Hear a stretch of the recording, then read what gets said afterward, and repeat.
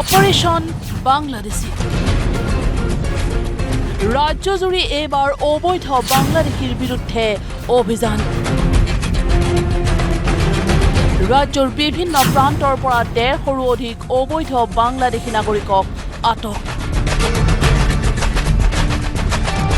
বাংলাদেশ সীমান্তৰে পুনৰ বাংলাদেশলৈ পঠিয়াই দিয়া হ'ব এই কৰায়ত্ব বাংলাদেশী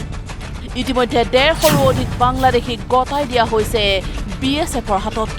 সীমান্ত সুৰক্ষা বাহিনীয়ে বাংলাদেশ সীমান্তৰে পুনৰ পঠিয়াই দিব এই 150 শতাধিক কৰায়ত্ব বাংলাদেশীক ৰাজ্যৰ বিভিন্ন জাতীয় দল সংগঠনে পূৰ্বৰে পৰাই বাংলাদেশী বিতৰণৰ বাবে এই দাবী উত্থাপন কৰি আহিছিল বাংলাদেশী অসমৰ জ্বলন্ত সমস্যা আৰু বাংলাদেশী সমস্যাৰ পৰা পৰিত্ৰাণ পাবলৈ অবৈধ বাংলাদেশী সীমান্তৰে বিতৰণ কৰাৰ দাবী উত্থাপন কৰি আহিছিল সকলো জাতীয় দল সংগঠনে কেহে চৰকাৰে গ্ৰহণ কৰা এই পদক্ষেপক আদৰণি জনালে সদৌ অসম ছাত্ৰ সন্থাই এতিয়া চৰকাৰে অবৈধ বাংলাদেশীৰ বিতৰণৰ অভিযান আৰম্ভ কৰিছে পলম হৈছে কিন্তু পলম হলেও অভিযান আৰম্ভ হৈছে ভাল হৈছে যেহেতু অবৈধ বাংলাদেশীৰ প্ৰবজনে অসমৰ উত্তৰাঞ্চলৰ খিলঞ্জীয়া মানুহৰ পৰিচয়ৰ প্ৰতি ভাবুকি আনিছে গতিকে অসমৰ উত্তৰাঞ্চলৰ অবৈধ বাংলাদেশীৰ মৌলবাদীৰ বিৰুদ্ধে এটা স্পেচিয়েল অপাৰেশ্যন হ'ব লাগে এটা বিশেষ অভিযান আৰম্ভ কৰিব লাগে যাতে অসমৰ উত্তৰাঞ্চলৰ মাটিৰ পৰা অবৈধ বাংলাদেশীক অসম চুক্তিৰ আধাৰত পুলিয়ে পুখাই উৎখাত কৰাৰ ব্যৱস্থা কৰিব পাৰে এতিয়া ৰ'ব নালাগে এতিয়া ৰোৱাৰ প্ৰশ্ন নাই এতিয়া আমি বিচাৰোঁ স্পেচিয়েল অপাৰেশ্যন যেতিয়া বাংলাদেশী বিতৰণৰ কথা আৰম্ভ হয় সংখ্যাক লৈ এটা বিতৰ্ক কৰে আমি এনআৰচি উচ্চতম ন্যায়ালয়ৰ তদাৰকত হৈছিল ফলাফলত আমি সন্তুষ্ট নোহোৱা ফলাফলতো 29 লাখ মানুহৰ নাম আঁতৰাই থোৱা হৈছে সংখ্যা দি থোৱা আছে সংখ্যাক লৈ অযথা বিতৰ্ক কৰিব নালাগে চৰকাৰৰ পদক্ষেপৰ শলাগ ল'লে অসম জাতীয়তাবাদী যুৱ ছাত্ৰ পৰিষদেও এই কাৰ্যক আমি ভাল পাইছোঁ কিন্তু অসমত কেৱল মাত্ৰ 1.5 শতাধিক বাংলাদেশী নাই ইয়াত লাখে লাখে বাংলাদেশী আছে এই গোটেই বাংলাদেশীক অসম চৰকাৰে গ্ৰেফতাৰ কৰি বিতাড়িত কৰাৰ ব্যৱস্থা কৰিব লাগে আৰু এই গোটেই সমস্যাটো অনাদি অনন্তকালৰ কাৰণে সমাপ্ত কৰাৰ ব্যৱস্থা কৰিব লাগে গতিকে চৰকাৰৰ যি পদক্ষেপ চৰকাৰৰ যি অপাৰেশ্যন সেই অপাৰেশ্যনক আমি অসম জাতীয়তাবাদী যুৱ ছাত্ৰ পৰিষদে সহমত পোষণ কৰিছোঁ বাংলাদেশী বিতৰণৰ বাবে চৰকাৰৰ আগ্ৰাসী পদক্ষেপক সমৰ্থন বীৰ লাচিত সেনাৰ নেতা শৃংখল চলিহাৰু আদৰণি জনাইছোঁ আৰু এতিয়া কথা হৈছে অসমৰ খিলঞ্জীয়া জনগণে সন্দেহযুক্ত মানুহ পালে পুলিচক খবৰ দিয়ক বীৰ লাচিত সেনা সৈনিকে সন্দেহযুক্ত মানুহ পালে পুলিচক খবৰ দিয়ক আৰু এইবিলাক যে দেখুৱাই আছে ভোটাৰ কাৰ্ড এইবিলাক চব ফেক বনাইছে ভোটাৰ কাৰ্ড ৰেচন কাৰ্ডবিলাক চব ফেক বনাইছে ভুৱা ডকুমেণ্টছে বনাইছে এইবোৰ আগতে এইবিলাক ডকুমেণ্টছ উলিওৱা ভুৱা ডকুমেণ্টছ আৰু সেইকাৰণে আমি একদম স্পষ্টকৈ কৈছোঁ পুলিচক খবৰ দিয়ক আৰু ভোগদৈ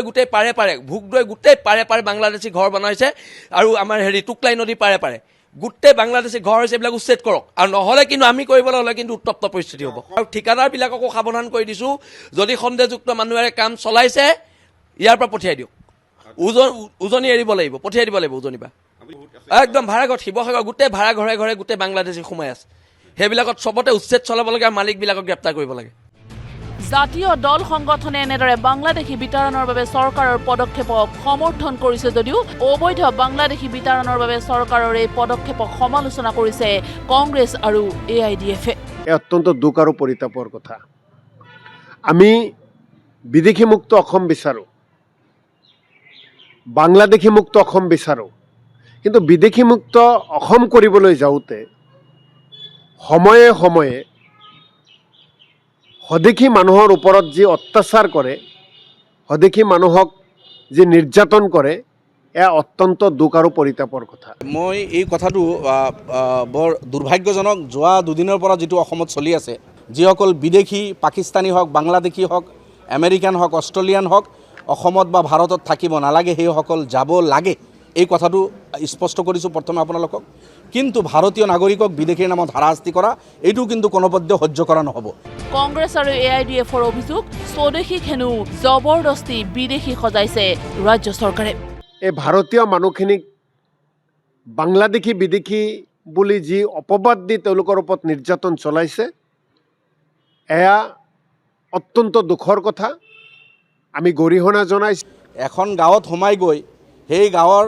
এটা ডাইনেষ্টিৰ 99জন মানুহ ভাৰতীয় তাৰ মাজৰ পৰা এজন মানুহক বিদেশীৰ নামত উঠাই আনি যিটো ভেকবাওনা কৰি আছে এই কথাটো কিন্তু মুঠেই মানে সমীচীন নহয় আৰু এই কথাটো কিন্তু মানি ল'ব পৰা নহয়, এইটো গ্ৰহণযোগ্য নহয়। বিভিন্ন দল সংগঠনে সমৰ্থন কৰা বাংলাদেশী বিতৰণ কাৰ্যৰ বিৰোধিতা কংগ্ৰেছ AIUDFৰ। Bureau report, news live.